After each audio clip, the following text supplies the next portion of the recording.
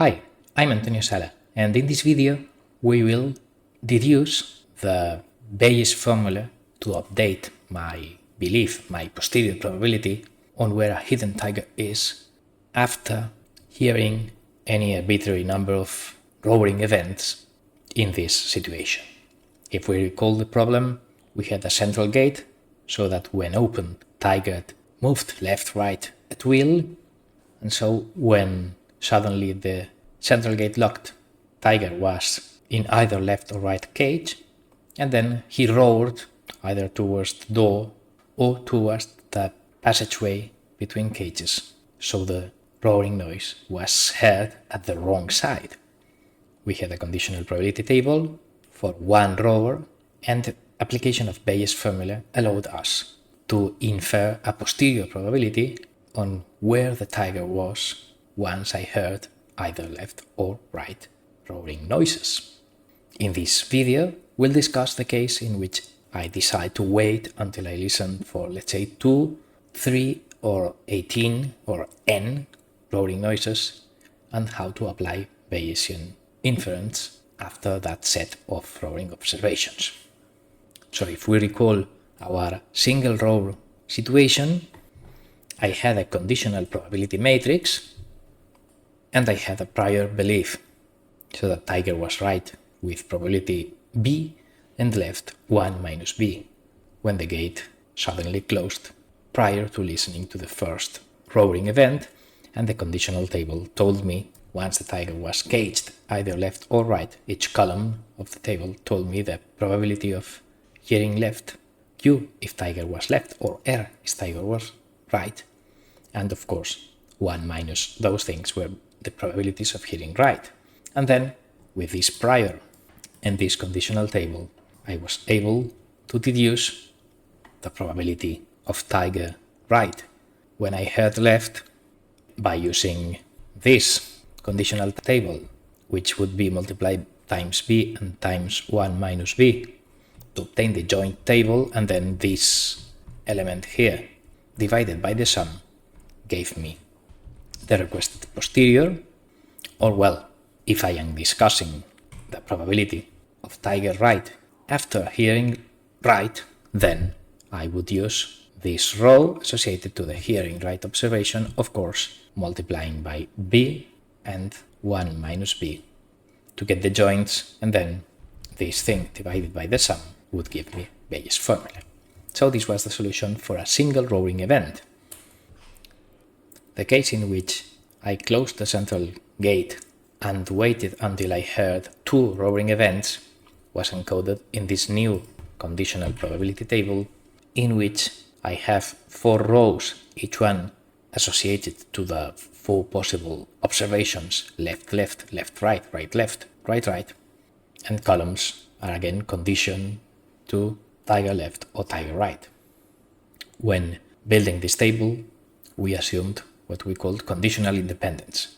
So we could multiply conditional probabilities, saying that if tiger is left, then 1 row left will have probability q, 2 rows left q squared, 3 rows left q cubed, and when we have a right-hand side roaring event, it will be 1 minus q, or well, same thing with r in the second column. So the thing is that, can we generalize this to 3 roaring events? Of course we can.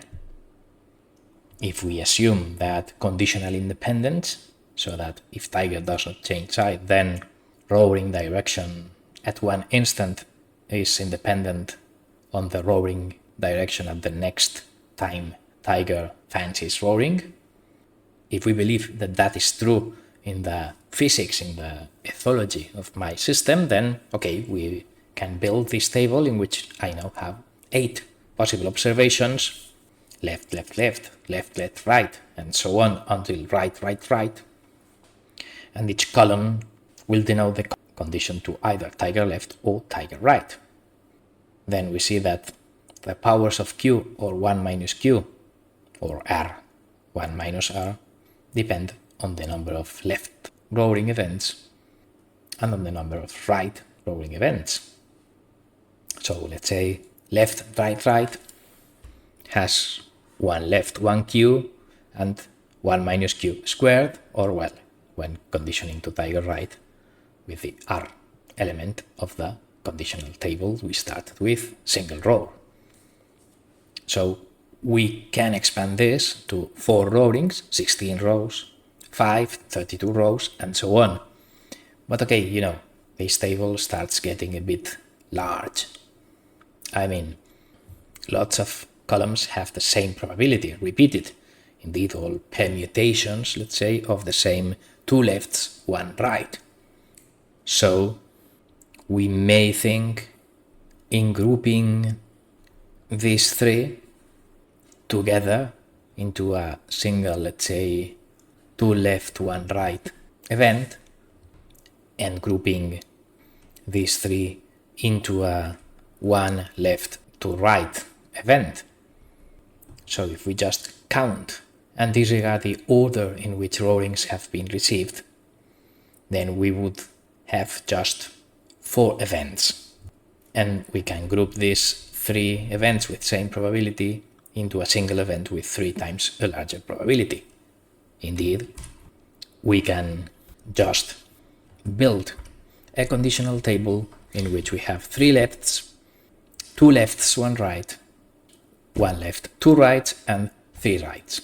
So instead of having 8 rows, we just have 4, and this would be even better in a larger number of row ring events. Let's say left, left, left, left to right, right, right, right. Then I would have 16 rows in the expanded version, but I would only have 5 rows in the reduced version.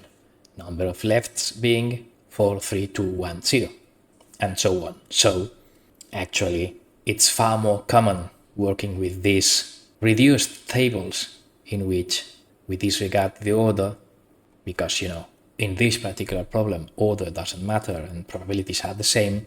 So working with these reduced tables, which are related to the binomial distribution, is a sensible alternative to working with large tables. But, would Bayes' formula result in the same posterior probability? Yes, it will. For instance, imagine that we hear left, right, left. Then, if order doesn't matter, I heard 2 lefts.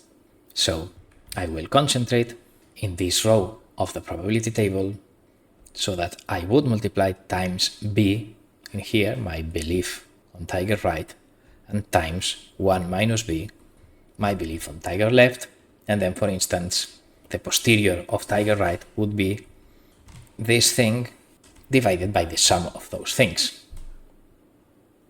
Then, what are the computations for Bayes' rule I would have done with the expanded table in which order matters? Well, my observation, this thing, is this one, so I will have this row, and then the row has exactly the same numbers as in the compressed table, except that they are 3 times smaller, because I am not grouping all 3 permutations, let's say, just considering one of them. Bayes' formula would multiply times b and times 1 minus b here, because, I'm conditioning to this stuff as usual. So Bayes' formula would be that the posterior of tiger right, let's say, given left, right, left, will be the joint probability multiplying conditional times my belief divided by the sum of the joint row, which is conditionals times belief of tiger left and tiger right. And well, you can see that if I just put a number 3 in here, I would have the grouped table Bayes' formula. But well, if I multiply by 3 numerator and denominator, the result is exactly the same. So it doesn't matter whether I work with this expanded statistical model in which order matters or in the compressed model in which order doesn't matter and only count does matter. The result of the Bayes inference formula is exactly the same. So, well, in most textbooks, I guess that you will be encouraged to use this thing because, you can compute all this stuff with binomial coefficients, and the binomial probability distribution is a famous one. So let's see the general case for an arbitrary number of observations in which just the row related to a given observation, in which I hear m noises at the left door and n noises at the right hand side door, then in such a case the total is m plus n, and then this is the conditional to tiger left of a particular sequence with m lefts and n right noises. The same for tiger right, and then the number of such combinations of sequences is this combinatorial number. So the table in which order does matter would not have this stuff. So the table in which order does matter will not have this factorial combination stuff. And the table where only count matters will have those combinatorial numbers, but the results with Bayes' formula for inference will be exactly the same. So you choose. How would we apply Bayes' formula? Well, the joint probability will be multiplying this times b, the probability, the prior of being right, and this thing times 1 minus b, the prior of being left. And then I would, let's say, compute the posterior of tiger right by dividing this thing by the sum of the whole row. So let's do it in an example in MATLAB to finish this video. So Q conditional left to left is 0.8, and R conditional here left tiger right is 0.1 in the probability table I am using in most of the videos in this case study. So I am copying here and here this combinatorial number here. Let's discuss. M left noises and n right noises when tiger is left will give me this probability of a single sequence in which order does matter. This will be the computation of a single sequence conditioned to tiger being right, and then the combinatorial number is choosing from the total events a number m of left events and of course n of right events, and doing the factorials, combinations, whatever. So if I hear 4 left roaring noises and 2 right roaring noises with my conditional table of a single roaring, I can extrapolate. So the conditional probability of this combination for 2 is 25% if tiger was left, and it is just 1 in 1,000 if tiger was right.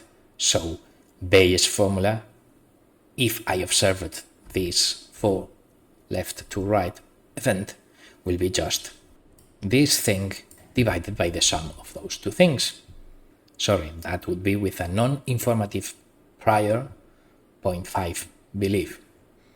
If my belief on tiger right is informative, because I think that it's a little more probability of tiger sitting right because of, foot remnants, okay, then in that case, the probability of tiger left conditioned to these observations will be this thing multiplied by the prior of tiger left divided, let me reduce font size to see, by the marginal probability of hearing left, which will be the same exact thing I did in the numerator, plus the probability of the observation with tiger being right, conditional times prior.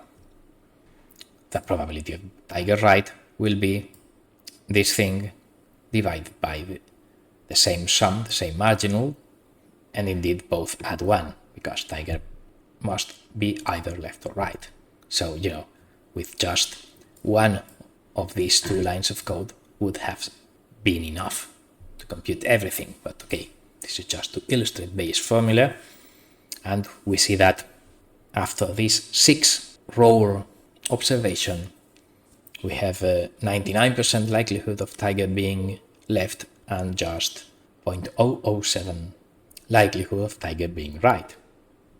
But if I had listened to, let's say, 12 roarings at the right and 4 at the left, then it will be like 4 in 100,000 odds of being left and just 0.99999, a lot of nines, up to the numerical precision of short format in MATLAB. So basically, 1 in layman terms. I will be sure that tiger is at the right-hand side cage if I listen to 12 rights, 4 lefts. So this is the computation of the Bayesian inference for an arbitrary number of rows based on this conditional and prior b of tiger right, and of course prior 1 minus b of tiger left. And Bayes' formula allows me to solve the tiger problem estimation for an arbitrary number of rows. So we finish the video here. Thanks for watching.